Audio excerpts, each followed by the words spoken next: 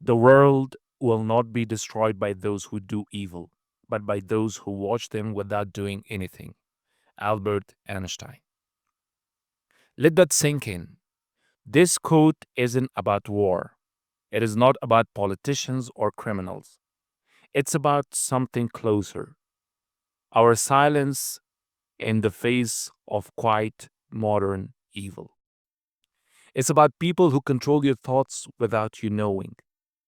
People who hide behind screens in hoodies using algorithms and datas, not guns or bombs, to manipulate your life. Today, I'm going to talk about one of those people, Mark Zuckerberg, founder of Facebook, CEO of Meta, one of the richest and most powerful men alive. But what the world often ignores is the ugly truth behind his success, the lies, the manipulation, the damage, and the system that helped him win, while others lost everything. This isn't about hate, it's about awareness. Because if we don't speak up, we are part of the problem too. So let's begin. He didn't actually create Facebook alone. He took the idea, means he stole it. At Harvard, Mark was hired to help build a social networking site called Harvard Connection. But instead of helping, he secretly worked on his own version and launched it first. He called it the Facebook. The people who trusted him sued him. He settled quietly for $65 million. The truth is, his success started with betrayal, not creativity, not fairness, just betrayal. He mocked and disrespected his users, means the people who use Facebook. When Facebook first started, people were excited. They trusted Facebook. They shared their private lives on Facebook. But the leaked messages from Zuckerberg told a different story. He once said, "They trust me. They are dumb as ass," he said in a private chat. He didn't see users as humans, he saw them as fools. If someone laughs at your trust, do they deserve your loyalty? And then, your private data was just a product to him. Facebook is free, but nothing is really free. So, if it is free, you are the product. Your data is the product.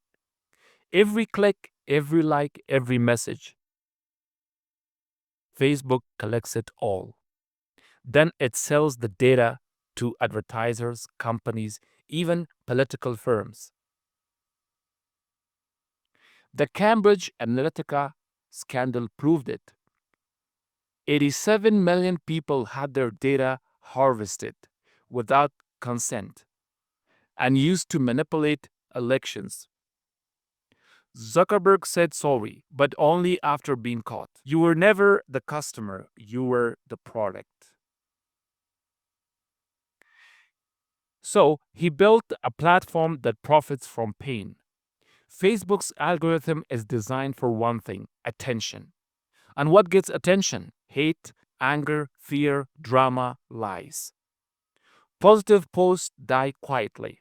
And I have observed that very well. But rage, that goes viral. It divided communities, it spread fake news, it increased suicides, and pushed people into echo chambers of hate and created an isolation for all the users. All while Facebook made more and more money. He knew it. His team warned him. He chose profit over peace. He let genocide happen on Facebook and did nothing.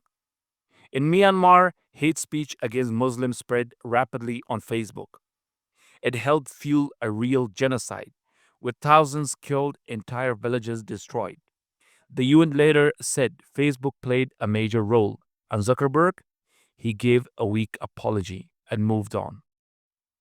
The truth is, when real lives were at stake, he stayed silent, just like now. Whatever happens at Gaza, is he really doing anything to spread the news? 6. He wants to control the digital world, not just be in it. When things got messy, Mark didn't fix the problems. He renamed the company to Meta and started building the Metaverse, a virtual world, not even real, just behind your screen and headsets. He said it's for connection, but is it really? While he pushed people into a fantasy world, and he also fired thousands of employees, lost billions, avoided fixing the damage of Facebook. The truth is, the metaverse isn't about connection, it's about control and escaping responsibility. And thus, he acts like a leader, but avoids accountability. Zuckerberg once said, Facebook is more like a government than a company. Let's break that down. He runs a platform with 3 billion users, more than any country. He controls what you see, what you hear, what you read, and what beliefs you hold. But unlike a government, there is no voting, no opposition, no laws to stop him. That's not leadership. That's digital dictatorship. He damaged young minds and knew it. Internal research leaked in 2021 showed Facebook knew Instagram was hurting teenager girls. It increased anxiety, depression, and body image issues. But they didn't stop it because it was making them rich. When profit comes first, human lives come last. He built a fake image, the hoodie billionaire. People love Mark's image, quiet, humble, wears the same hoodie every day. But that's marketing.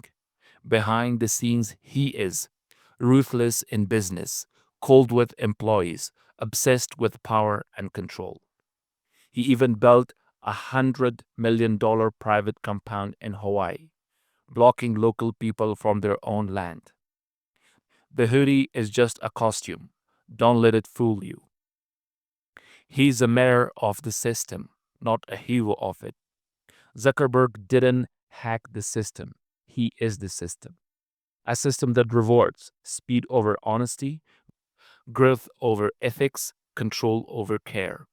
He became rich not because he was kind or wise, but because the world pays more for data than for dignity.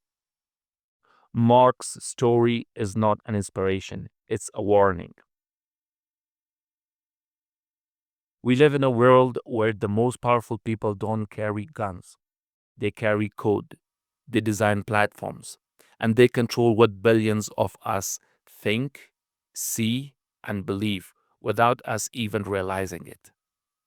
Mark Zuckerberg is not the devil, but he is a perfect example of what happens when power meets no accountability.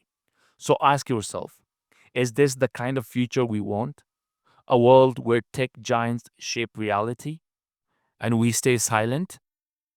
You can admire the mind, but don't ignore the damage. So, this is Bilal Hamza.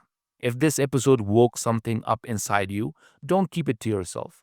Share it, talk about it, question what's behind screens. Until next time, stay awake, stay bold, and don't let silence become your sin. Peace and love, Hamza.